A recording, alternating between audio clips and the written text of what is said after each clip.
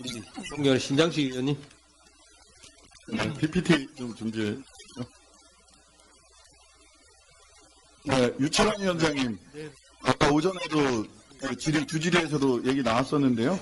전환길에 대한 발언, 청년들의 역사 정치에 관심을 갖게 된다. 25년 산업 확대 강구에서 여론이 바뀌고 있다. 탄핵과 관련된. 24년 12월 5일 날은 계엄은 대통령 고유 권한이다. 내라는 아무런 문제가 안 된다.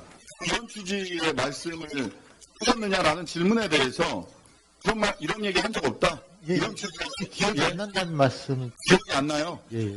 법률가랑 법꾸라지가 연상되는 발언이에요. 그런 거는. 그런데 이런 부분에 대해서 이런 취지의 발언을 들었다는 분이 아까 권석원 상임위원, 최명규 상임위원, 한삼석 상임위원, 김은태 심사국장님, 민성신 부패방지국장님 5분은 위원장님이 그런 취지의 발언을 했다라고 해서 아까 손 5분 들었어요. 그러면 5명이 거짓말하고 있는 겁니까? 아니, 그렇게 생각하지 않습니다. 그러면 누가 거짓말하는 거예요? 기억나는 사람이 5명, 기억 안 나는 사람이 1명. 그럼 누가 거짓말하는 겁니까? 아니, 저는 진짜 저런 얘기, 제가 주로 이제, 참나.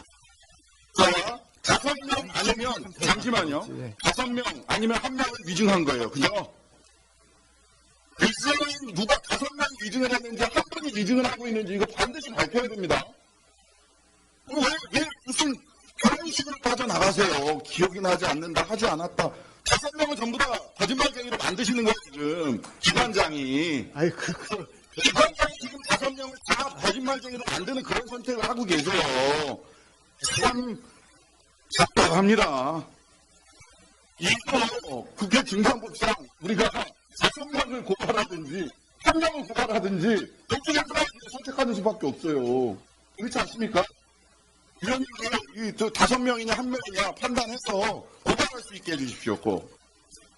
자, 에디톡스하고 대웅제약 관련된 이야기를 좀 해볼게요. 2017년부터 소송을 하고 있어요. 에디톡스의 이 기술을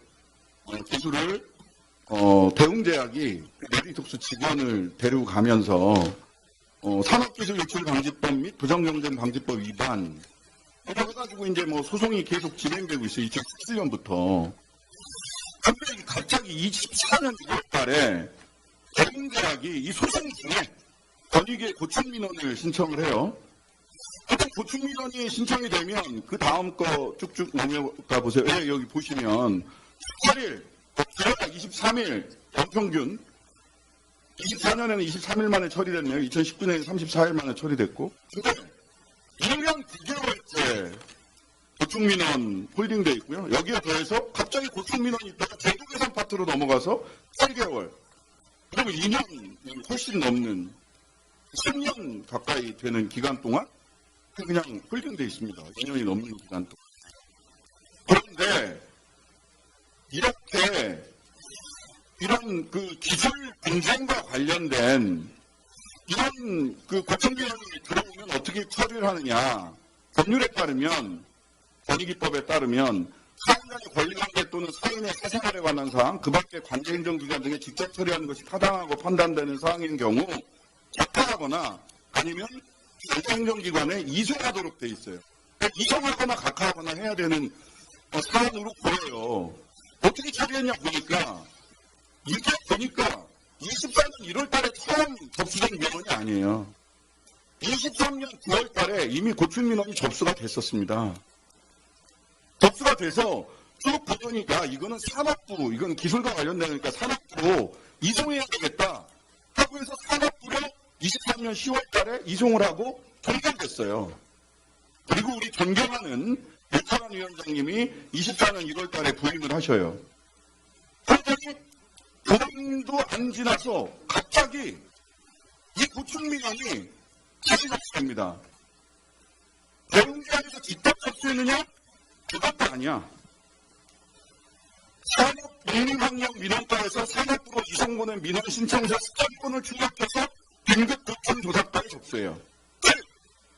권익위원회에서 권익위원회로 다시 똑같은 게 스캔해가지고 복사본이 접수된 거예요. 이런 고충민원 받아보셨어요?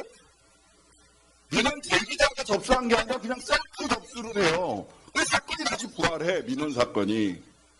근데 아까 이송을 보냈었는데 다시 접수가 되니까 아 이건 각하 사안이다 해서 각하 의견을 내니까 5월달에 김태규 부위원장이 당시 부위원장이 야 조금 더 조사해봐. 또 각하 의견을 내니까 우리 유철한 위원장님 제도 개선 야 이거 고충민원 조금 더 보거나 제도 개선 쪽으로 한번 돌려봐. 이런 지시를 해요. 이 과정에서 각하해야 됩니다라는 얘기가 나오니까 민원 담당 과장이 해당 기간 동안에 3명이 바뀌고요. 이 사건 담당 조사관은 4명이 바뀝니다. 본인이 원하는 결론이 안 나오니까 다 치운 걸로 보여요. 그리고 산업부에서는 이렇게 얘기를 해요. 이 건과 관련해서 산업기술보호법상의 생명과학 분야 전문위원회에서 검토하는 것이 적절합니다. 그러니까 계속 가지고 계세요. 원하는 답변 나올 때까지. 이거는요. 첫 번째 규정 위반하셨어요. 권익위 직원이 셀프 접수했어요. 말이 됩니까? 이미 이송한 사건을 권익위 직원이 옛날 사건 표지관리도 안 했어 보니까 있는데 그대로 복사해갖고 다시 접수를 해요. 민원인이 접수한 것도 아니고. 그리고 기간도 위반됐어요. 그 다음에 계속해서 각하 의견 내면 다시 조사해. 각하 의견 내면 제도 개선 쪽으로 넘어가봐. 그러면서 무슨 얘기 하셨었느냐?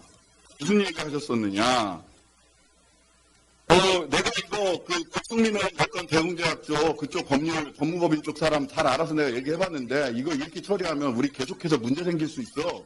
라는 말을 들었다는 직원의 제보도 있어요. 국민권익위원회가 기업 민원 창구입니까?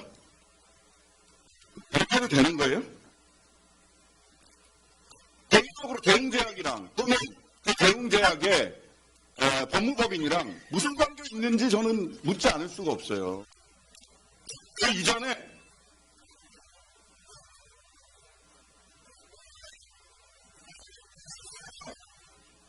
1월달에 이미 23년도에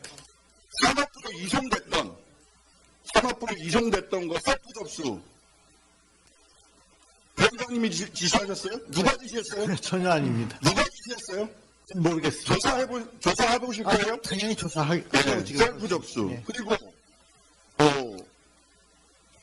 이건 왜 이렇게 홀딩되고 있습니까? 고충민원 처리 기간 법률상으로도 60일 이내, 추가 60일 이내, 120일 안에 해야 되잖아요. 2년 넘게 이 고충민원 붙들고 계세요. 이미 거기는 지금 1심에서 민사 1심은 끝났어. 지금 항소심 중이에요. 왜 홀딩 시키고 있어요?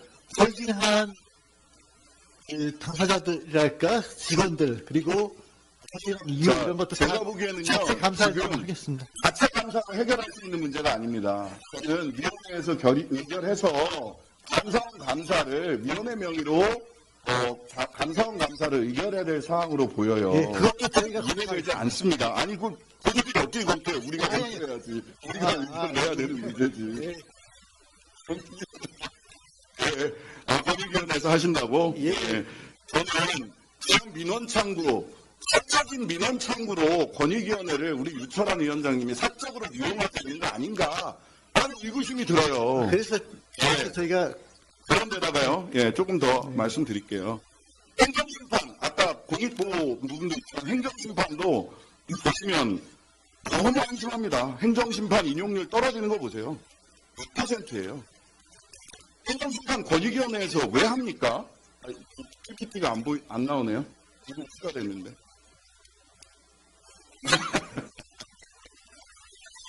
예. PPT. 행정심판 포기하시는 게 나을 것 같아요.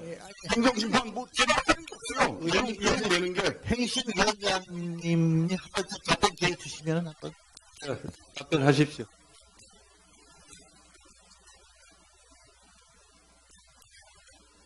여기 보면